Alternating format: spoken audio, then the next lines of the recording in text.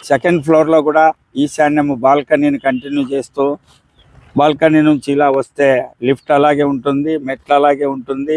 ఇది ఇక్కడ వెస్ట్ నుంచి వాయువ్యంలోకి యూటిలిటీ ఏర్పాటు చేస్తూ వాయువ్యంలో ఒక టాయిలెట్ ఏర్పాటు చేస్తూ హోమ్ థియేటర్ ఇది ఉత్తరంలో ఏర్పాటు చేస్తూ ఆ హోమ్ థియేటర్ కూడా 2 కిటికీలు ఏర్పాటు చేయడం జరిగింది. లివింగ్ హాల్లో నుంచి గెస్ట్ బెడ్రూమ్లో ఇది ఆగ్నేయానికి టాయిలెట్ మరియు వాకిన్ ఇక్కడ సెలెక్ట్ చేయడం జరిగింది.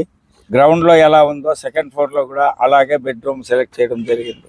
దీని తర్వాత ఈ మాస్టర్ బెడ్రూమ్ ఏమైతే ఉందో అదే విధంగా పైన ఒక టెర్రస్ పైన ఒక పెంట్ హౌస్ వస్తుంది.